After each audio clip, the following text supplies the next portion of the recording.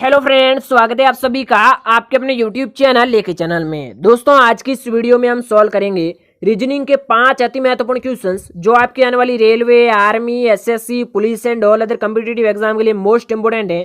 तो वीडियो को अंत तक जरूर वॉच करें और जितने भी विद्यार्थी चैनल पर पहली बार है तो चैनल को जरूर सब्सक्राइब कर लेना ताकि रीजनिंग और जीके से संबंधित आने वाले वीडियो की नोटिफिकेशन आपको मिलती रहे। तो चलिए फ्रेंड्स, आज का ये वीडियो स्टार्ट करते हैं। सवाल नंबर 1, दी गई श्रृंखला में अगला संख्या क्या होगा।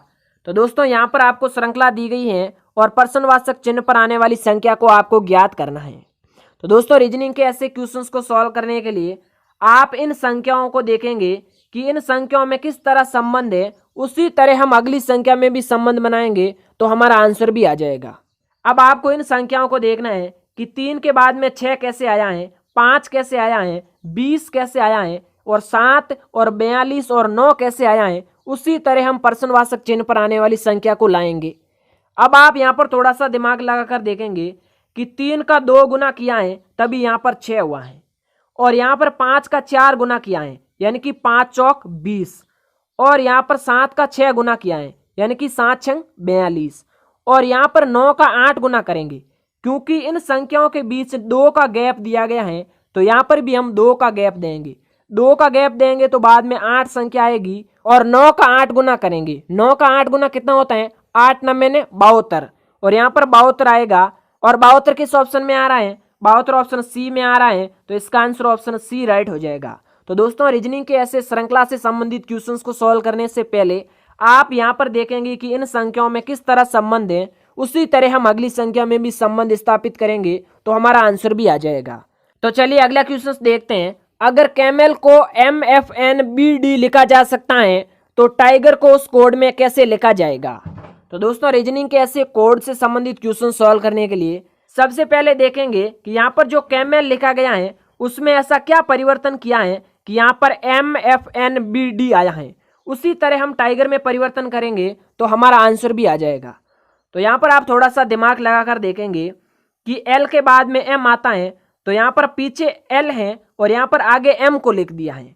तो इसी तरह आपको पता है कि R के बाद में S आता है तो यहाँ पर हम आगे S को लिख देंगे और यहाँ पर E के बाद में F लिखा गया है तो इसी तरह हम E के बाद में यहाँ पर भी F को लिखेंगे और यहाँ पर M के बाद में N लिखा गया है उसी तरह हम G के बाद में यहाँ पर H को लिखेंगे और यहाँ पर A के बाद में B को लिया गया है उसी तरह हम I के बाद में यहाँ पर भी J को लेंगे और यहाँ पर C के बाद में D लिया गया है उसी तरह हम T के बाद में यहाँ पर U को लेंगे।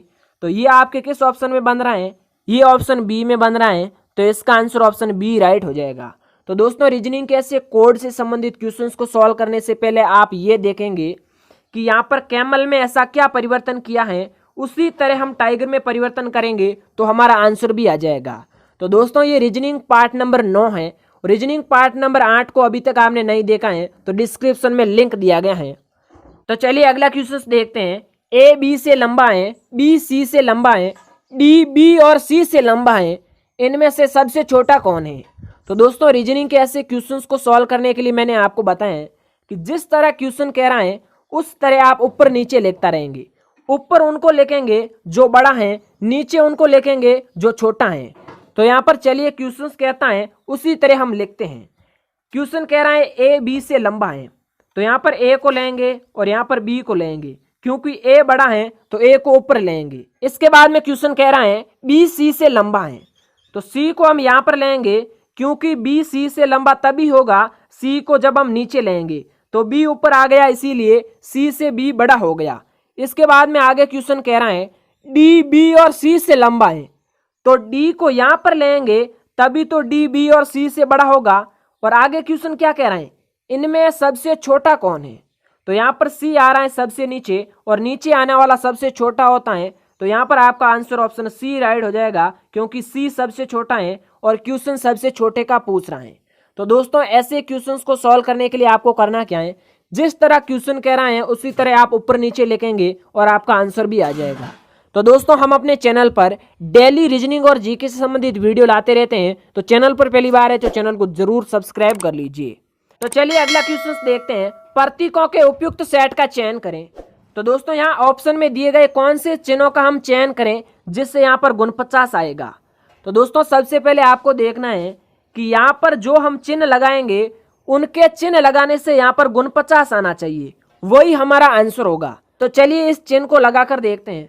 ऑप्शन ए में दिए गए चिन्ह का उपयोग करेंगे तो आपका आंसर होगा नहीं, क्योंकि यदि 72 को 8 से गुना करेंगे तो संख्या ज्यादा हो जाएगी, और यदि 5 माइनस करके भाग भी करेंगे तो भी गुण 50 आएगा नहीं। तो चलिए बी को लगाकर देखते हैं। यदि हम 72 में 8 को जोड़ेंगे तो आपका 80 हो जाएगा, और 80 में यदि 5 का भाग देंगे तो भाग जाएगा 16 बार, और 16 में यदि हम 4 माइनस करेंगे तो यहाँ पर 12 आएगा, और यहाँ पर 12 आ नहीं रहा है, गुण 50 आ रहा है, तो ये भी आपका सही नहीं होगा। इसके बाद हम सी को लगाकर देखते हैं। यदि 72 में हम 8 को जोड़ेंगे तो 80 होगा, और 80 में से यदि 5 माइनस करेंगे तो 75 होगा, और 75 में यदि 4 का भाग देंगे तो फिर भी गुण 50 नहीं आ रहा है, तो ये भी आपका होगा नहीं। अब डी तो आंसर है, लेकिन फिर भी हम आपको समझाने के लिए इसको लगाकर देखते हैं। 72 में हम किसका भाग देंगे? 8 का। भाग कितनी बार जाएगा? भाग जाएगा 9 बार, और फिर हम 9 को 5 से गुना करते हैं। 9 को 5 से गुना करते हैं तो आपका आएगा 45, और 45 में 4 को प्लस करेंगे तो आपका होगा गुण 50। तो इन चिन्हों का उपयोग करने से संख्या गुण 50 आ रही है, तो इसका आंसर ऑप्शन डी राइट हो जाएगा।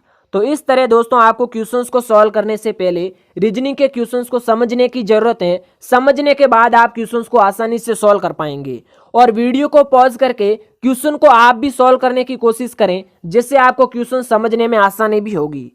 चलिए अगला क्वेश्चन देखते हैं। कौन सा आरेख मानव प्राणियों, शिक्षकों और स्नातकों के बीच संबंध का सही निरूपण करता है? तो दोस्तों रीजनिंग के वेन डायग्राम से संबंधित क्वेश्चंस को सॉल्व करने से पहले आप रीजनिंग के क्वेश्चंस को समझेंगे कि क्वेश्चन क्या रहा है। क्वेश्चन कह रहा है कौन सा आरेख मानव प्राणियों, शिक्षकों और स्नातकों के बीच के संबंध को सही दर्शा रहा है। तो यहाँ पर कौन सा आरेख है जो इनके संबंध को सही दर्शा रहे हैं? तो यहाँ पर क्वेश्चन कह रहा है मानव प्राणियों।